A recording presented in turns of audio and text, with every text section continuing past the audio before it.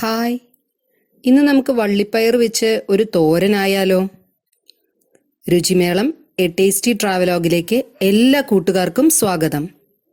അപ്പം ഞാൻ ഈ പയർ നന്നായി കഴുകി വൃത്തിയാക്കിയതിന് ശേഷം വളരെ ചെറുതായിട്ട് ഇതുപോലെ അരിഞ്ഞെടുത്ത് വെച്ചിട്ടുണ്ട്.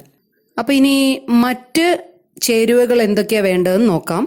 അപ്പം അതിനായിട്ട് ഒരു അരമുറി തേങ്ങ ചുരണ്ടിയത് വേണം. പിന്നെ എരിവിനായിട്ട് ഞാനിവിടെ എടുത്തിരിക്കുന്ന 3 പച്ചമുളകാണ്. നിങ്ങൾക്ക് എരിവ് കൂടുതൽ വേണമെന്നുള്ളവർക്ക് കൂടുതൽ എടുക്കാൻ കുഴപ്പമില്ല. പിന്നെ അതുപോലെ തന്നെ ഒരു 1/2 ടീസ്പൂൺ ജീരകം, അതായത് ക്യുമിൻ സീഡ്സ് ആണ് ഉപയോഗിക്കുന്നത്. പിന്നെ ഉപ്പ് ആവശ്യത്തിന്. പിന്നെ താളിക്കാൻ വേണ്ടത് കടുകും കറിവേപ്പിലയും പിന്നെ അതുപോലെ തന്നെ വെളിച്ചെണ്ണയും. അപ്പോൾ ഒട്ടും സമയം കളയാതെ നമുക്കിതെങ്ങനെയാണ് തയ്യാറാക്കുന്നതെന്ന് നോക്കാം. അതിനായിട്ട് ഒരു പാൻ ചൂടാക്കാനായിട്ട് സ്റ്റൗവിൽ വെച്ചിട്ടുണ്ട്. അപ്പോൾ പാൻ ചൂടായി കഴിയുമ്പം അതിലേക്ക് നമ്മൾ ഒരു 2 ടേബിൾ സ്പൂൺ വെളിച്ചെണ്ണ ഒഴിക്കാം. വെളിച്ചെണ്ണ നന്നായി ചൂടായി വരുമ്പോൾ അതിലേക്ക് ഒരു 1/2 ടീസ്പൂൺ കടുക് ആഡ് ചെയ്യുക. അപ്പോൾ കടുക് നന്നായി പൊട്ടി കഴിയുമ്പോൾ നമുക്ക് അതിലേക്ക് കറിവേപ്പില, ഒരു തണ്ട് കറിവേപ്പില ആഡ് ചെയ്യാം. ഇനി നമുക്കിതിലേക്ക് അരിഞ്ഞു വെച്ചിരിക്കുന്ന പയർ ആഡ് ചെയ്യാം.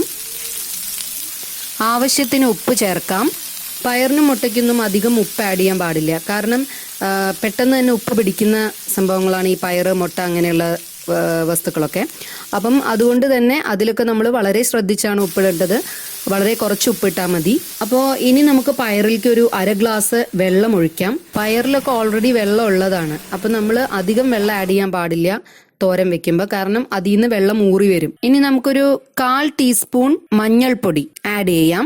മഞ്ഞൾപ്പൊടി എല്ലാത്തിലേക്കും, എല്ലാ തോരനിലും നമ്മൾ കുറച്ചീശ ആഡ് ചെയ്യുന്നത് നല്ലതാണ്. കാരണം രോഗപ്രതിരോധ ശേഷിക്കൊക്കെ വളരെ നല്ല സംഭവമാണ് മഞ്ഞൾപ്പൊടി.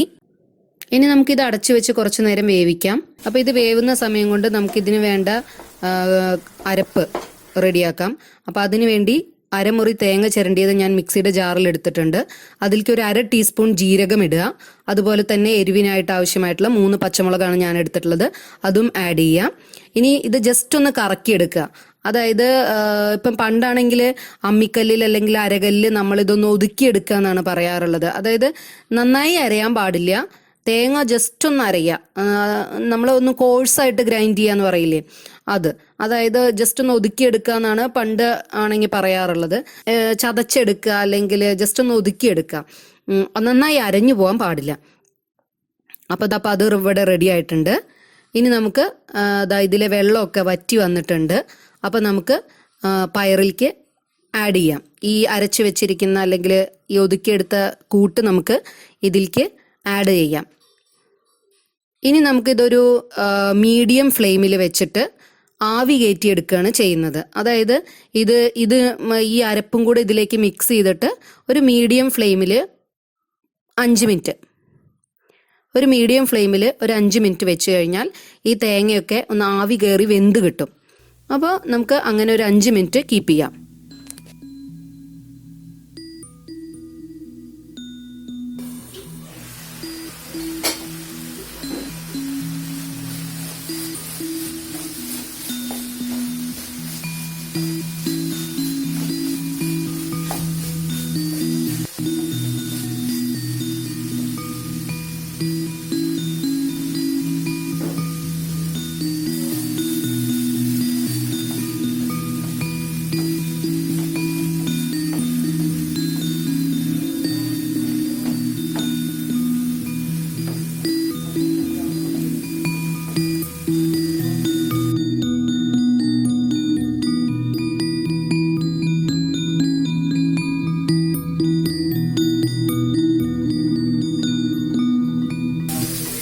അങ്ങനെ ഇപ്പോൾ ഇവിടെ നമ്മുടെ പയറ് തോരൻ റെഡി ആയിട്ടുണ്ട്.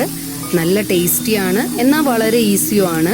കാരണം നമുക്ക് ഇതിലിപ്പോൾ വെളിച്ചെണ്ണയുടെ ടേസ്റ്റും ആ കറിവേപ്പിലയുടെയും പച്ചമുളകിൻ്റെ ഒക്കെ കൂടിയുള്ള തേങ്ങയും ഒക്കെ കൂടി നല്ലൊരു മണവും നല്ലൊരു ടേസ്റ്റുമാണുള്ളത്.